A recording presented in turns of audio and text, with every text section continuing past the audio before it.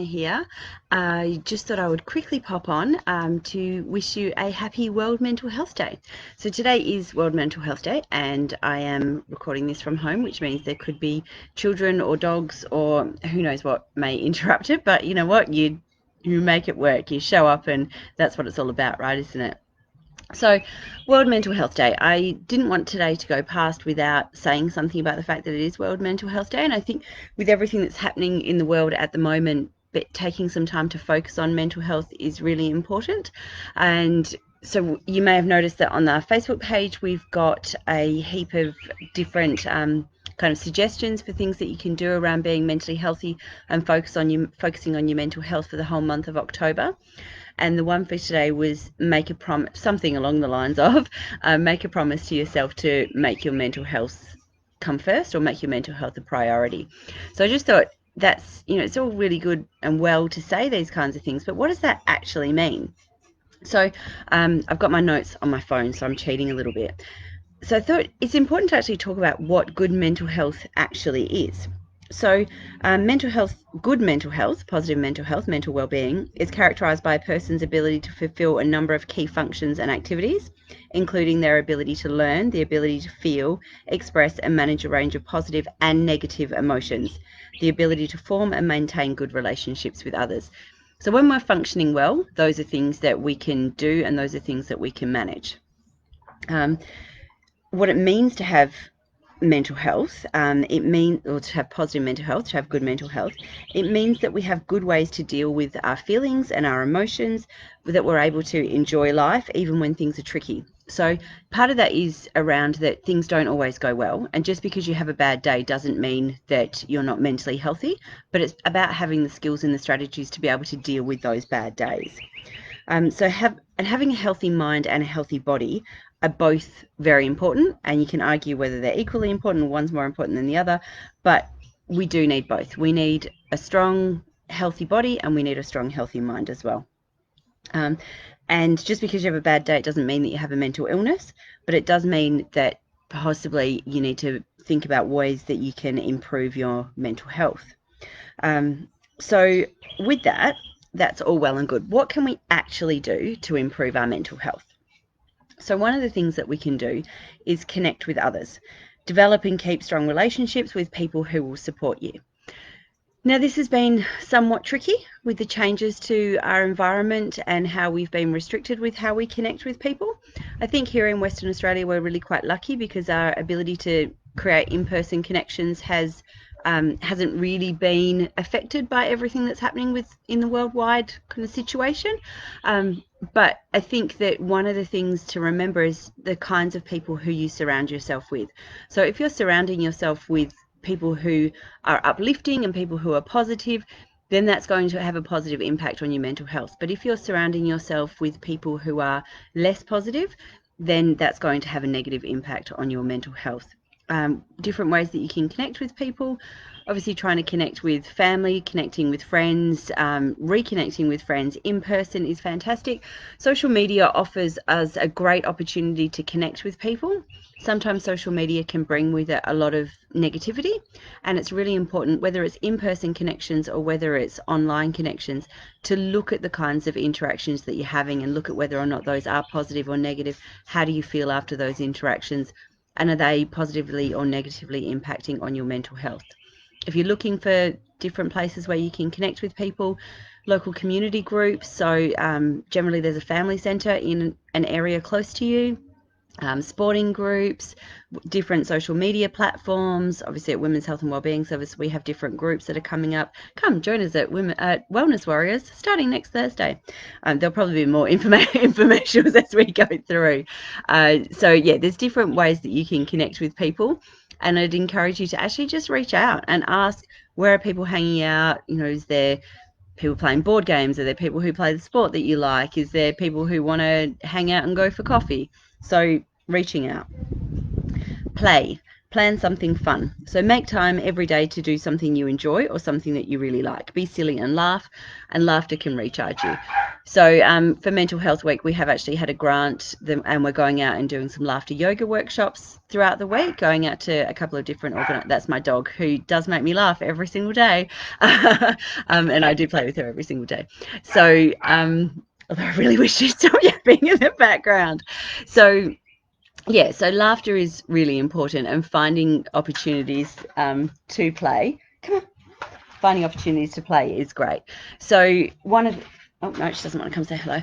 One of the things with that is that and it's a Facebook Live that I did, I can't remember how many weeks ago now, but around looking at what are the things that bring you most joy and what are the things that you do most often. And obviously that often there's a disparity between those. So the things that bring us most joy, we actually don't spend time doing. So how can you make time to actually fit something into your day every day that's going to bring you joy? And yeah, so what is it that you love, and what makes you, what lights you up? So how can we fit that in? Ask for help. This is one that I do soapbox about. And I saw a post on Facebook this morning, and it was something along the lines of, I'm a strong, independent woman. I've been through all of these trials and tribulations. I've done it on my own, and I got here and I made it. Well done you. But why do you think you needed to do that alone? What is it? Where are we as society where we're encouraging men to be vulnerable, and we're encouraging men to reach out and ask for help, and yet with women we're saying to them, don't be vulnerable because vulnerability is weakness? That is the biggest load of rubbish going. Vulnerability is not weakness. You have to be, I think that's the biggest show of strength that you can have, to actually be vulnerable and to open yourself up, and to actually say, you know what, I'm struggling here, I need some help.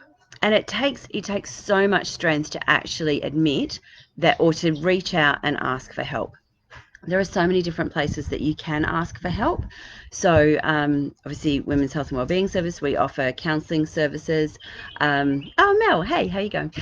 We offer counselling services there. There is also, there's crisis care, there's Lifeline, there is your GP, there are other mental health services, family and friends. Just reaching out and going, I'm struggling at the moment, I need somebody to talk to. And chances are that what you're experiencing, you're not alone. Somebody else has been through that. Somebody else has got similar experiences. No man, no woman is an island. Don't put yourself in a situation where you feel like you need to be. And it doesn't make you stronger or better to have managed this by yourself. It's just harder to manage it by yourself. Whereas if you ask for support, everything's easier when you're asking for support. So don't make things harder than they need to be, and ask for help. So with that, no man, no woman is an island, and what you're going through, it's not unique, and chances are somebody else has experienced that. That's kind of one of the ideas that we have around why we started the podcast, The Hidden World of Women, because the experiences of women, they're not unique. We just don't necessarily talk about it. So I encourage people to ask for help, and I also encourage people to talk about their experiences and to be able to share those freely, so that we can reduce some of the taboo and we can reduce some of the shame that possibly sometimes people are experiencing and feeling. And the same does go for men, if we have any men who are watching this. Yeah, fab. Take care of yourself. So it's easier to feel happy if your body feels good. It often feels easier at the end of a busy day, at the end of a busy week. It feels like it's going to be easier to go and get takeout, or to go and, actually, I'm too tired to exercise. I'm just going to get in my pajamas and I'm going to sit on the couch and I'm just not going to. Which, for a one-off, yeah. But the reality is, often we do feel better if we are looking after ourselves. If the food that we're eating is good, if we're being physically active, if we're getting outside and we're getting sunshine, we're getting fresh air, those things actually all help. They help our mental health, they help our physical health. The two work together, and generally we feel better if we're doing good. And this isn't about body shaming. It's not about what you look like. It's not about how much you weigh. It's just about the reality that we feel better if we move our body, and we feel better if the fuel that we're fueling our body with is actually good for us. So in the same way that you wouldn't you wouldn't put the wrong kind of petrol in your car, hopefully, although I know some people have. In the same way you wouldn't intentionally put the wrong kind of petrol in your car, think about the kind of fuel that we're using for our body and how that impacts our physical health and our mental health as well. Although I do really like chocolate, so I am just going to put that out there. Rest. See, this one's tricky as well. Sleep. So it says sleep restores both your mind and body. Aim for 7 hours sleep at least. So there's a whole heap of stuff around sleep, and I think Janet's done a Facebook Live about sleep as well. I'm going to admit, haven't watched it, not sure what she covered. But so generally the suggestions with that, try and get 7 hours sleep every night. Make sure you're not taking your phone or IT into your bedroom with you. Have a regular set bedtime. Have a regular set time that you wake up. Keep a good routine. Make sure that you're okay, I'm going to try and say this without smirking.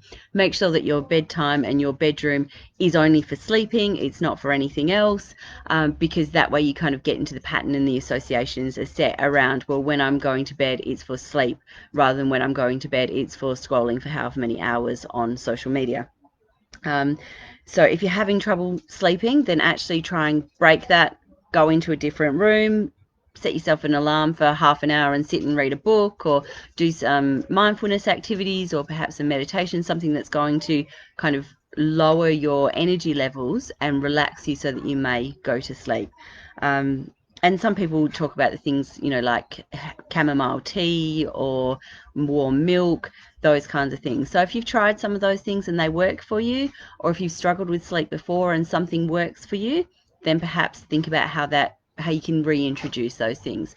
If you struggle with sleeping and you haven't experienced that before, perhaps ask other people what's worked for them and try it.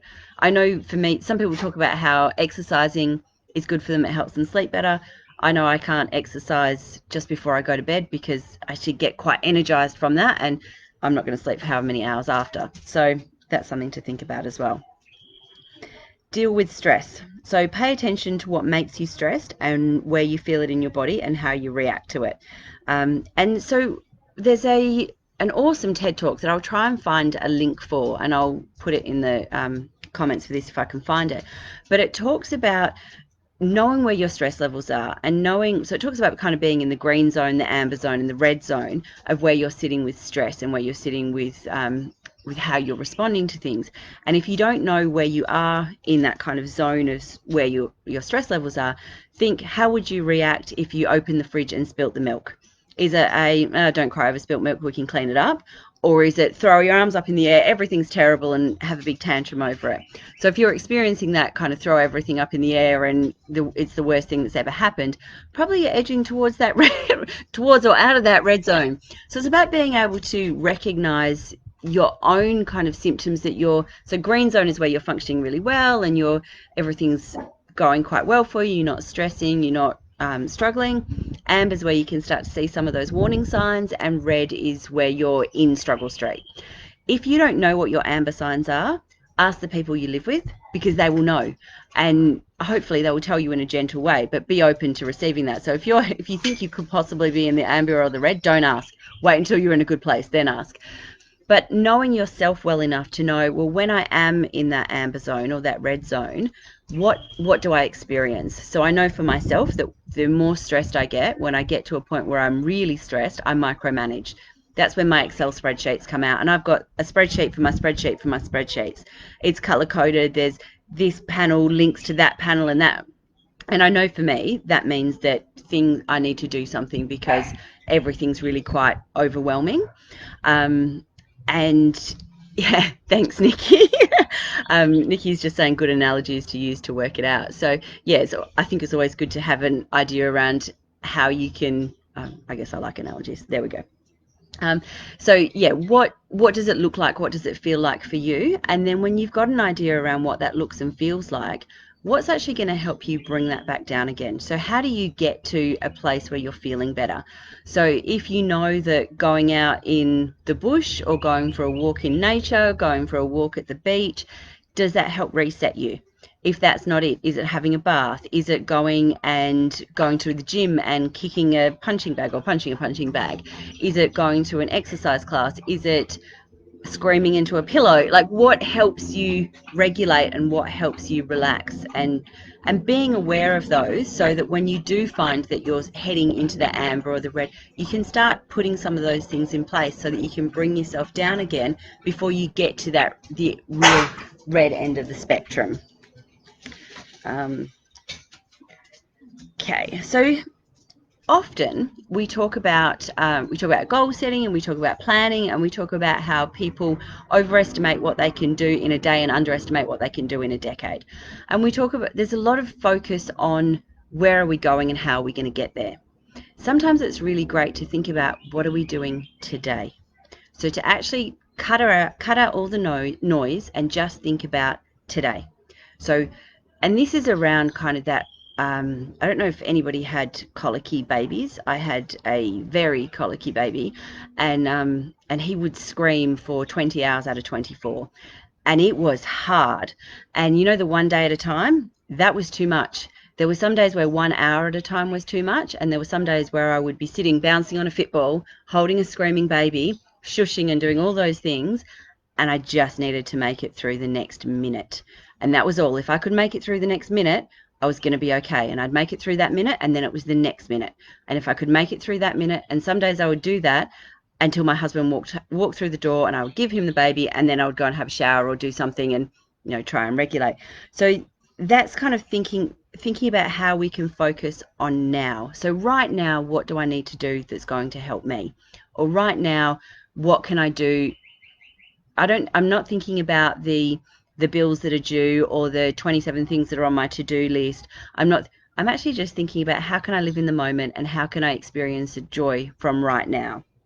And just thinking about so where you are right now, I want you to take a second and just think, where are you? So right now, I want you to just have a look around you and think about 5 things that you can see. Okay, so I can see there's a jasmine plant, there's bees that are floating around, I've got a chili plant right here, I'm set out on my gardening bench. There's a garden gnome, and I can see the basil. And then, so think about 4 things that you can hear. I can hear my dogs, I can hear the birds, I can hear the traffic that's going by, I can hear branches creaking. What are 3 things that you can smell? So take a minute, think about 3 things that you can smell. I want you to think about 2 things that you can feel. And now something that you can taste. And just for a minute, I want you to feel where your feet are and the pressure from the floor.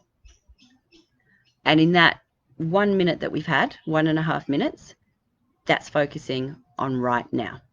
And it doesn't have to take meditation, mindfulness doesn't need to take hours. It can be as simple as take 10 seconds and feel the pressure of the chair on the underside of your legs. And that's it. That's as simple as mindfulness needs to be. Give back, so volunteering for a cause or an issue that you care about. So whether that is in your community, whether that's in your family, helping a neighbour mow their lawn, or, you know, helping a family member move house, whether it's about, so at Women's Health and Wellbeing Service, we have, what are they called? Wellness ambassadors. I think I should really know that because I did write the package. And they are volunteers who is basically, we try and share the word about what Women's Health and Wellbeing Service is all about, and we encourage women in the community to host women's and kind of girls' nights, basically.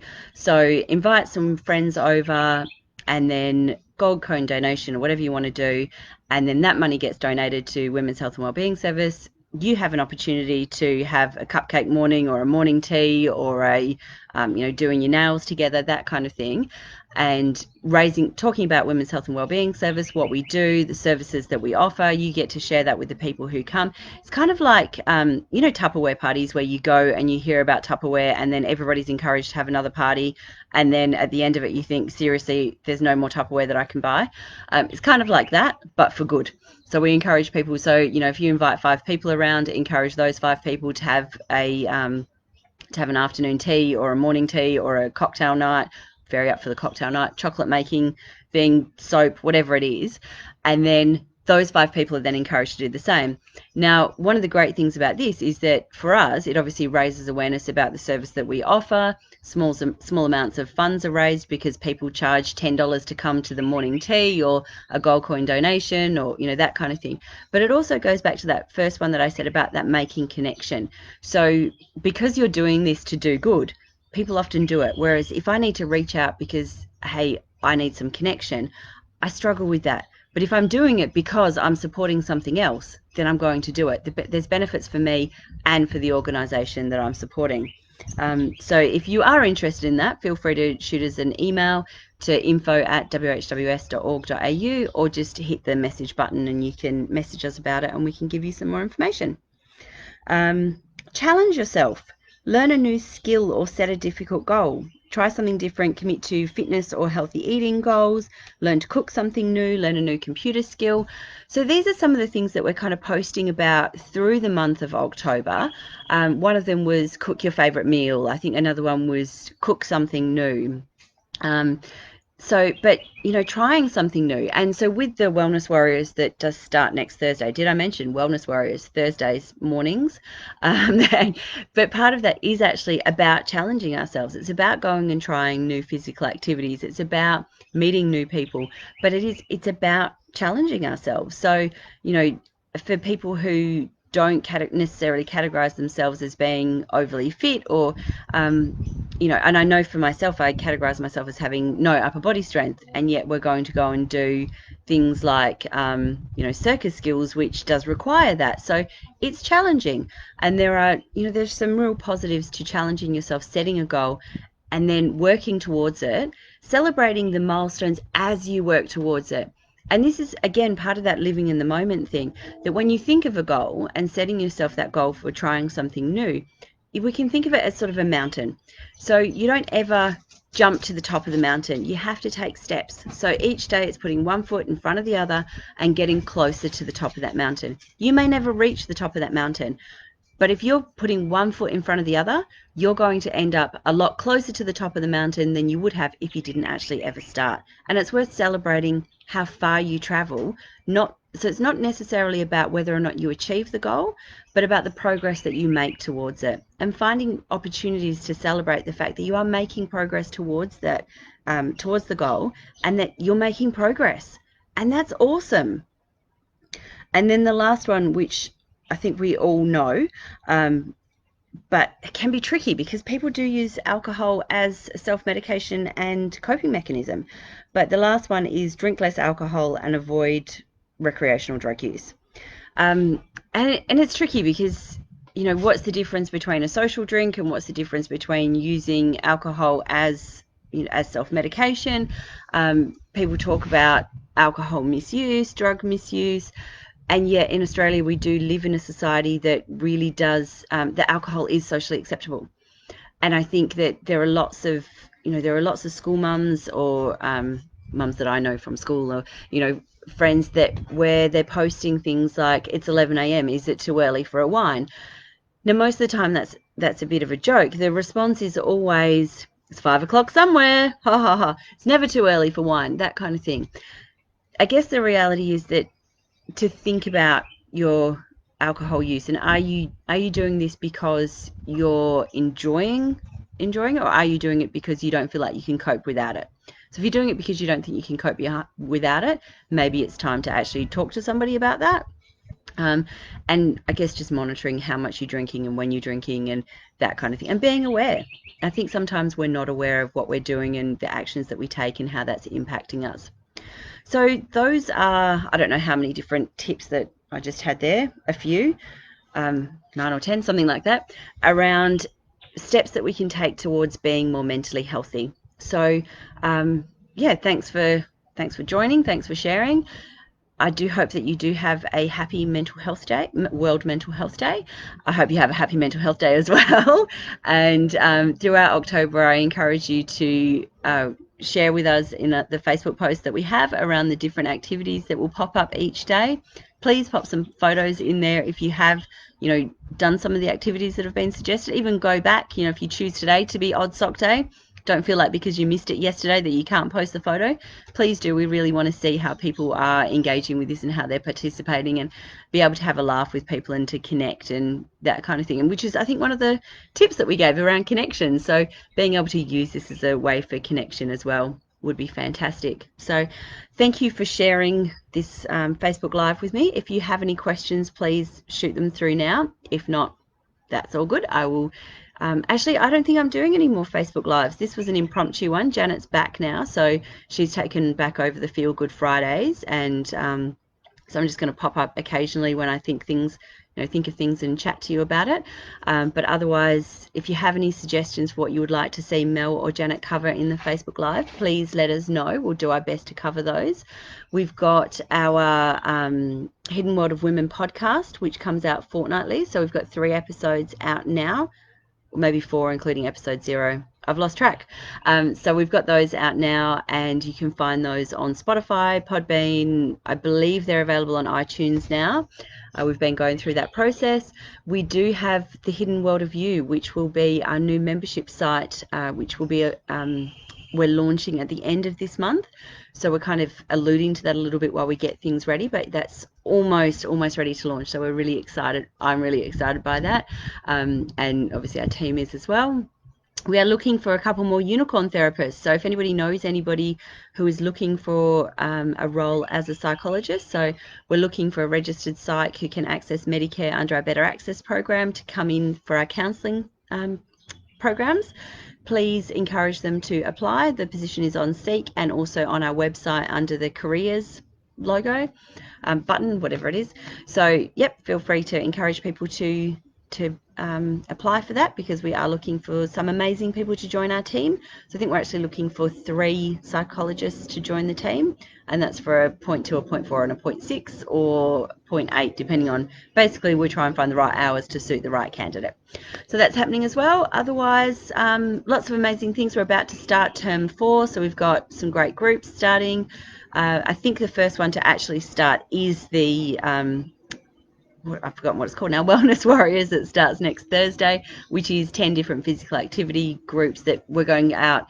Each Thursday morning we'll be going to different places to trial different kinds of physical activity, and it's really around connecting with different people. It's around trying something new. It's around having fun. It's really around lots and lots and lots of laughter. We're not expecting people to be experts. The idea is to go out, try something new, try something different, have an opportunity to see what else is out there that you may not even know that Perth has to offer. So we've got that coming up. We've got the Happiness Project coming up. We've got Circle of Security, which is a parenting, it's for both parents, and so it's open for men and women, and that's an evening course which is run by Evan. We've got a Not What I Was Expecting postnatal depression group, which will be going as an online self-paced learning. That will be going up in the next couple of days on the website, so you can keep an eye out for that. And because it is a new course, it will be launched at a discount price. That's happening. We've got, obviously, I talked about the podcast. We've just had an episode out this week, I believe, which was around preemie babies. There's lots and lots and lots of things happening, but those are the things that I can think of off the top of my head.